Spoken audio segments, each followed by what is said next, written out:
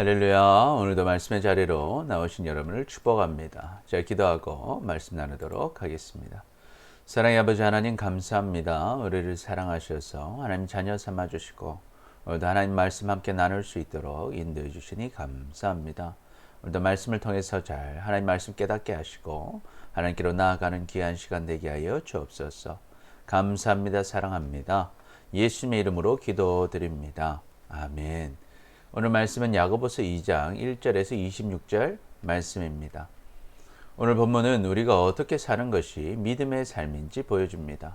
오늘 말씀을 통해서 이제는 어렵고 힘든 사람들에게 더욱 관심을 가지고 잘해주며 우리가 행한 대로 심판을 받는다는 것과 행함이 없는 믿음은 죽은 믿음이라는 것을 알고 행함이 있는 믿음의 삶을 살아가므로 하나님의 복과 은혜를 다 누리며 살아가는 우리 모두가 되시기를 축복합니다. 아멘. 첫째로 우리는 어렵고 힘든 사람들에게 더욱 관심을 가지고 잘해주어야 합니다. 내 형제들아, 영광의 주 곧 우리 주 예수 그리스도에 대한 믿음을 너희가 가졌으니 사람을 차별하여 대하지 말라.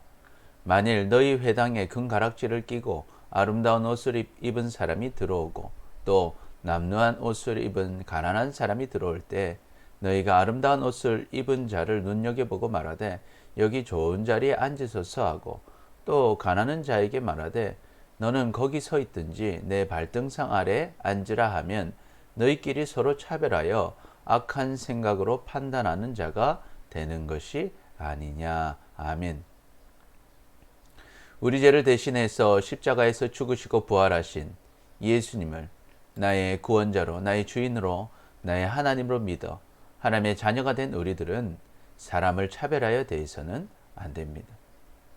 교회에 금반지를 끼고 아름다운 옷을 입은 사람이 들어오면 눈여겨보고 좋은 자리로 인도하지만 낡은 옷을 입은 가난한 사람들이 들어왔을 때 서 있게 하거나 뒷자리에 앉게 하는 것은 잘못된 것입니다.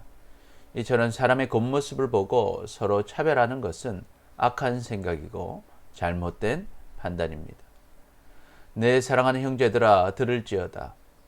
하나님이 세상에서 가난한 자를 택하사 믿음에 부유하게 하시고 또 자기를 사랑하는 자들에게 약속하신 나라를 상속으로 받게 하지 아니하셨느냐.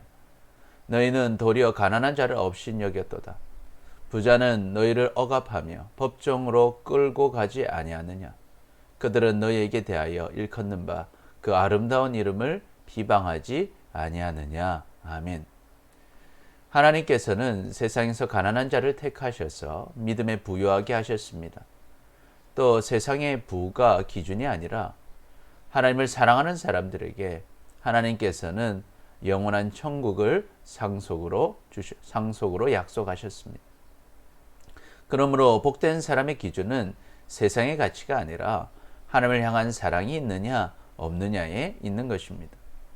그런데 우리는 세상의 기준으로 가난한 자를 무시했습니다. 그리고 우리가 대우하는 부자들은 오히려 우리에게 함부로 대하고 법적인 것으로 우리를 압박합니다. 또한 부자들 가운데는 우리가 따르는 존귀한 예수님의 이름을 비방하는 사람들이 많습니다. 우리는 어렵고 힘든 사람들에게 더욱 관심을 가지고 잘해주어야 합니다. 우리가 부자들에게 잘하려고 하는 이유는 무엇입니까? 그 사람으로 인해서 덕을 보려고 하는 것입니다. 부자인 사람들에게 잘해주면 그 사람이 우리를 선대할 것을 기대하는 것입니다.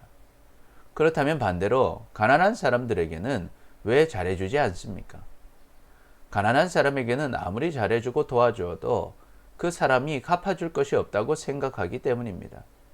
그러므로 가난한 사람들을 무시하고 그 사람들에게 무례하게 대하는 것입니다. 그러나 예수님께서는 반대로 하는 것이 지혜로운 것이라고 말씀하십니다. 또 자기를 청한 자에게 이르되 내가 점심이나 저녁이나 베풀거든 벗이나 형제나 친척이나 부한 이웃을 청하지 말라. 두렵건대 그 사람들이 너를 도로 청하여 내게 갚음이 될까 하노라. 잔치를 베풀거든 차라리 가난한 자들과 몸 불편한 자들과 저는 자들과 맹인들을 청하라. 그리하면 그들이 갚을 것이 없으므로 내게 복이 되리니 이는 의인들의 부활 시에 내가 갚음을 받겠음이라 하시더라. 아멘. 예수님께서는 누군가의 식사를 대접하려고 하면 갚을 수 있는 사람보다 차라리 가난한 사람들과 몸이 불편한 사람들과 저는 사람들과 맹인들을 초청해서 베풀라고 하십니다. 왜냐하면 그들은 갚아줄 능력이 없기 때문에 부활 때 하나님께서 갚아주신다는 것입니다. 할렐루야. 아멘. 하나님께서 더 크고 귀한 것으로 갚아주시기 때문에 그것이 더 복이 된다고 말씀하시는 것이죠.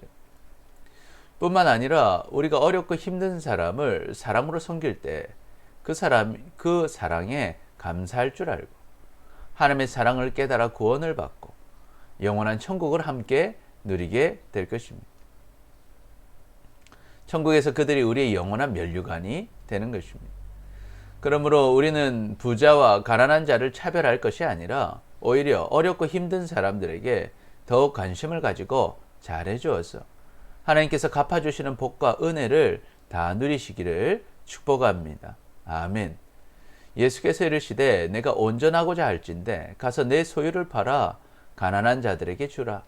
그리하면 하늘에서 보화가 내게 있으리라. 그리고 와서 나를 따르라 하시니. 아멘. 임금이 대답하여 이르되 내가 진실로 너희에게 이르노니 너희가 여기 내 형제 중에 지극히 작은 자 하나에게 한 것이 곧 내게 한 것이라 하시고. 아멘. 주라. 그리하면 너희에게 줄 것이니 곧 후이되어 누르고 흔들어 넘치도록 하여 너희에게 안겨주리라. 너희가 헤아리는 그 헤아림으로 너희도 헤아림을 도로 받을 것이니라. 아멘. 둘째로 우리는 행한 대로 심판을 받습니다. 너희가 만일 성경에 기록된 대로 내 이웃 사랑하기를 내 몸과 같이 하라 하신 죄거의 법을 지키면 잘하는 것이거니와 만일 너희가 사람을 차별하여 대하면 죄를 짓는 것이니 율법이 너희를 범법자로 정죄하리라. 누구든지 온 율법을 지키다가 그 하나를 범하면 모두 범한 자가 되나니 간음하지 말라 하시니가 또한 살인하지 말라 하셨은즉 내가 비록 간음하지 아니하여도 살인하면 율법을 범한 자가 되느니라. 너희는 자의 율법대로 심판받을 자처럼 말도 하고 행하기도 하라. 긍휼을 행하지 아니하는 자에게는 긍휼 없는 심판이 있으리라. 긍휼은 심판을 이기고 자랑하느니라. 아멘. 성경에 기록된 대로 우리는 이웃 사랑하기를 우리의 몸과 같이 사랑하라는 최고의 법을 잘 지켜야 합니다. 그러나 만일 이 법을 사람을 봐가면서 차별하여 지킨다면 그것은 죄를 짓는 것입니다. 우리는 율법에 따라 죄인으로 정죄될 것입니다. 누구든지 율법을 잘 지키다가 하나라도 범하면 죄인이 되는 것입니다. 간음하지 말라고 하신 분이 또 살인하지 말라고 하셨습니다. 우리가 비록 간음하지 않았어도 살인하면 죄인이 되는 것입니다. 우리는 자유를 주는 율법에 따라 심판을 받을 사람들이라는 것을 기억하고 말도 행동도 조심해야 합니다. 긍휼을 베풀지 않는 자는 긍휼 없는 심판을 받을 것입니다. 그러나 긍휼을 베푼 자는 긍휼함을 받아 심판을 이기게 될 것입니다. 우리는 행한 대로 심판을 받습니다. 그러므로 우리는 심판을 준비하며 살아야 합니다. 그래서 먼저 중요한 것은 죄를 해결하는 것입니다. 왜냐하면 죄의 결과가 사망이며 사망이라는 것은 영원한 지옥의 고통을 당하는 것이기 때문입니다. 그렇다면 우리는 어떻게 죄를 해결할 수 있습니까? 우리는 지금까지 예수님을 믿지 않고 살아온 우리의 죄를 회개하고 우리의 죄를 대신해서 십자가에서 죽으시고 부활하신 예수님을 나의 구원자로, 나의 주인으로, 나의 하나님으로 믿어야 합니다. 죄의 삭은 사망이요 하나님의 은사는 그리스도 예수 우리 주 안에 있는 영생이니라. 아멘. 모든 사람이 죄를 범하였음에 하나님의 영광에 이르지 못하더니 그리스도 예수 안에 있는 성령으로 말미암아 하나님의 은혜로 값없이 의롭다 하심을 얻은 자가 되었느니라. 아멘. 여러분은 예수님을 믿으십니까? 아멘. 그렇다면 이제 우리는 지금까지 내가 주인 되어 살아왔던 모든 삶을 버리고 예수님을 주인으로 모시고 예수님의 말씀에 순종하며 사시기를 축복합니다. 우리는 행한 대로 심판을 받습니다. 그러므로 믿음으로 행하지 않는 것이 있다면 예수님의 보혈의 능력을 의지해서 회개하시기를 축복합니다. 그러면 하나님께서 용서해 주실 것입니다. 그리고 용서하심을 받았다면 이제는 모든 것을 아시는 하나님 앞에서 항상 사랑과 선을 심으며 사시기를 축복합니다.